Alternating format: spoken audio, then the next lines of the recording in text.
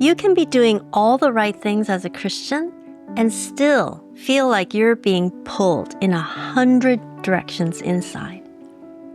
Your life may look integrated on the outside, but your soul feels divided on the inside. So why does that happen?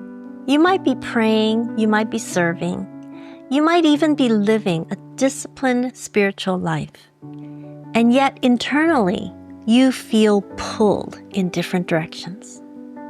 Not confused exactly, not out of control, just scattered. Many Christians assume that this kind of inner fragmentation is normal. They treat it as a personality trait, a busy season, or simply the cost of being responsible. But it's worth asking a deeper question. What if your soul isn't scattered because you're failing? What if it's responding to something you've been carrying for too long? My name is Grace. I am a professional Christian coach trained at the Professional Christian Coaching Institute. I help believers who love Jesus deeply, but feel internally divided, overwhelmed, or spiritually stretched thin. Many sincere believers say or think, I want to follow God, but my heart feels all over the place. When I first began to notice this in my own life, it didn't look dramatic from the outside. I was still doing good things. I was still serving. I was still praying. But internally, my attention was fractured. Part of me was focused on God. Another part was scanning for what could go wrong. Another part was replaying past conversations. And yet another part was anticipating future responsibilities. My life looked integrated, but my soul did not. Over time, that inner division created quiet exhaustion. Not the kind that shows up all at once, but the kind that slowly erodes clarity, joy, and presence. For a long time, I assumed this scattering was normal. As a wife, I felt pulled toward care and responsibility. In my work, I felt pulled toward excellence and impact. And at church, I felt pulled toward meeting ongoing needs. Each pull made sense on its own, but together they stretched my soul in too many directions. I didn't question it because everything I was doing looked faithful. But faithfulness on the outside doesn't always mean integration on the inside. It wasn't until my second burnout that I began to see the cost. Emotionally, I felt overwhelmed, even when nothing urgent was happening. Physically, I was fatigued even after rest. And spiritually, I felt distant, even while practicing spiritual disciplines. That's when I realized something important. My soul wasn't scattered because I lacked faith. It was scattered because I was trying to hold too much on my own. Scripture speaks directly to this. Jesus says, "No one can serve two masters." Matthew 6:24. This isn't just about obvious idols. It's about divided allegiance, trusting God while still trying to secure outcomes ourselves. We cannot fully rest in God while simultaneously trying to manage, control, and secure everything else ourselves. This isn't a rebuke, it's an invitation.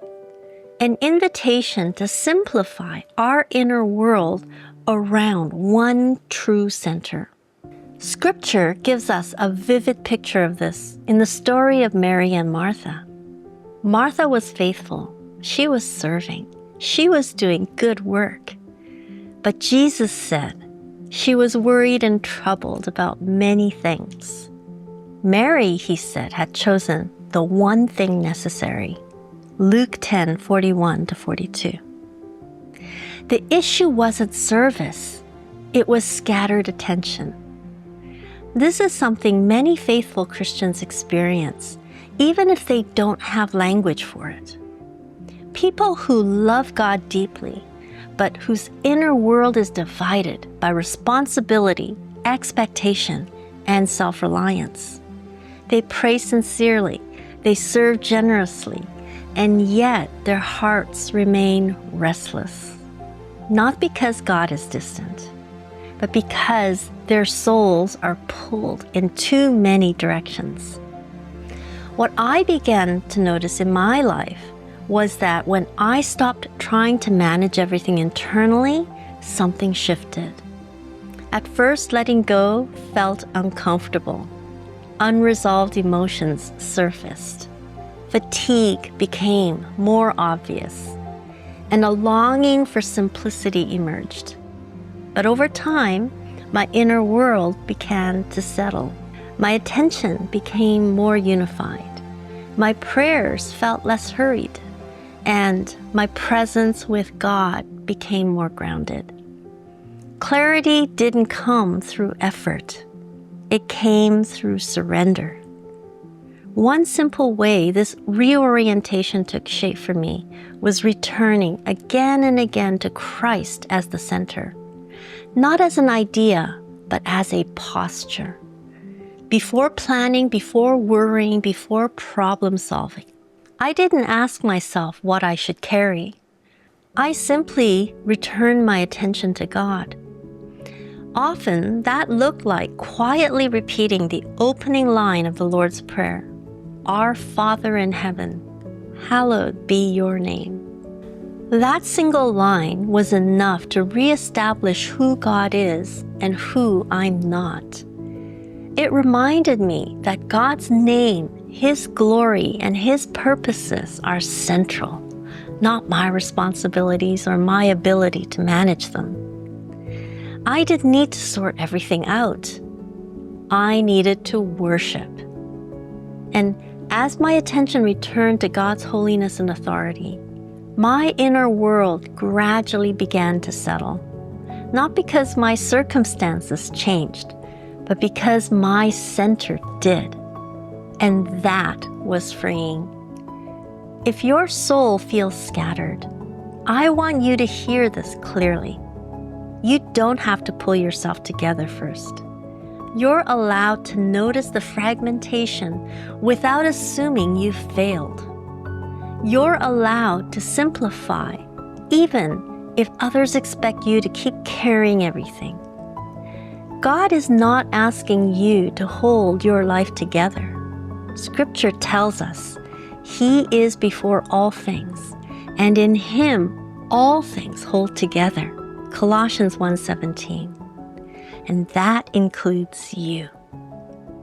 And if this resonates, if you've noticed that your soul feels scattered because you've been carrying more than you were meant to, watch the next video on what it means to stop carrying your faith.